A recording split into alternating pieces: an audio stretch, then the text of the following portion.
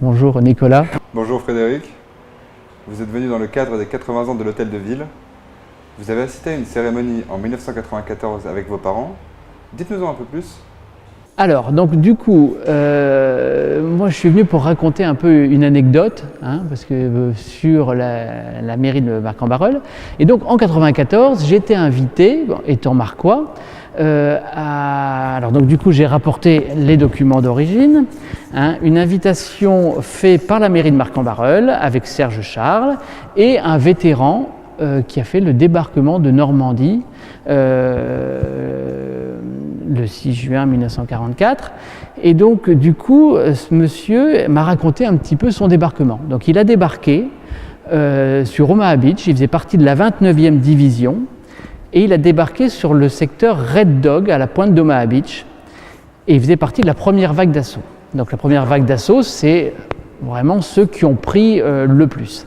Donc, je peux juste expliquer un petit peu aux gens. Donc, sur le plan, ça c'est la plage d'Omaha Beach. Donc, il y a différents secteurs.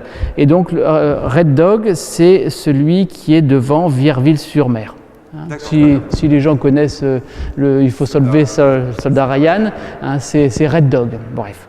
Donc, du coup, l'anecdote, c'est que donc, ce monsieur m'a raconté que quand il a débarqué, il avait son casque, il avait tout son uniforme, il a sauté de la barge, il a couru, il a trébuché. Et là, il m'a dit, j'ai plus rien vu. Je pensais que j'étais mort. Et en fait, pour protéger ses cartes de jeu, parce que les soldats américains jouaient beaucoup aux cartes sur les bateaux, pour ne pas mouiller ses cartes, il les avait mis dans son casque. Et en tombant, toutes ces cartes sont venues en face de ses yeux. Et donc, il ne voyait plus rien.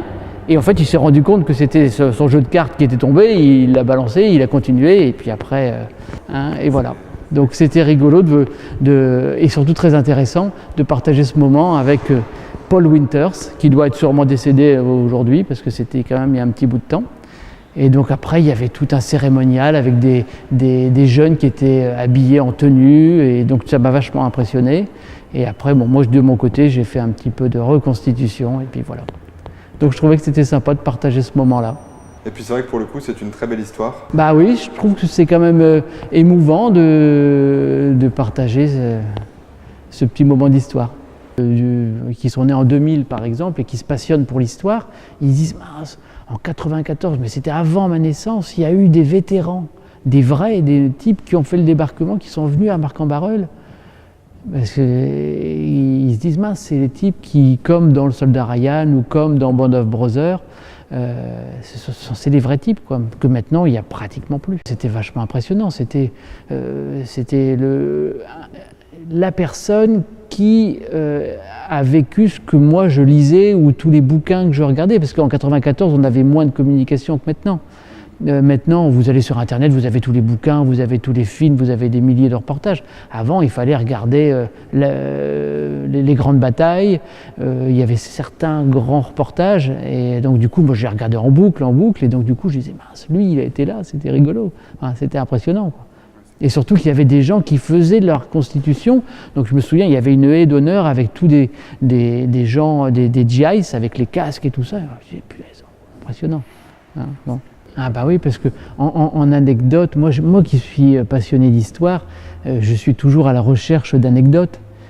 Comme là, j'avais rencontré monsieur Grimbel, tu vois la ferme Grimbel, c'était Alfred Grimbel, qui était client au magasin, et qui me racontait qu'en 1940, donc il y avait les Anglais qui étaient venus dans le nord, et puis ils sont partis direction Dunkerque, ils ont embarqué, donc les Allemands sont arrivés, et les Allemands ont demandé à tous les agriculteurs, de toute façon on le voit sur les photos, il y avait des champs autour, de réquisitionner tous les chevaux.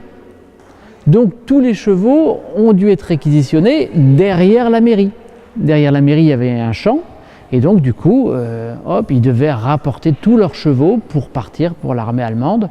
Et donc du coup, c'était derrière la mairie de Marcq-en-Barœul. Donc là, c'est encore un point par rapport à la mairie. Il faut imaginer cette mairie qui date de 1937 avec que des champs autour, comme on voit sur les photos, et derrière tous les agriculteurs qui rapportent leurs chevaux pour être réquisitionnés, comme on voit un petit peu dans Cheval de guerre. Mais ça, c'était plus en 14, où ils arrivent avec leurs chevaux. Et puis... Très beau film également. Un très beau film également. Ouais. Ouais. Au sommet, là. Ah oui, ils sont bons, il est bon. Hein, Ouais. mais bon. Donc, mais là, c'était en 40. Voilà. Donc, la ferme Grinvel, près de la ferme aux oies. Et par rapport à l'hôtel de ville, vous, quand vous le regardez, il vous inspire quoi? Alors moi, je suis commerçant juste à côté, j'ai un magasin d'optique juste à côté, donc je le vois tous les jours. Et c'est vrai que je suis impressionné par la taille toujours de cet édifice. Alors moi, je le connais depuis longtemps, je me suis marié en 2002 à l'hôtel de ville. Et pour moi, c'est quand même un des symboles de Marcq-en-Barœul.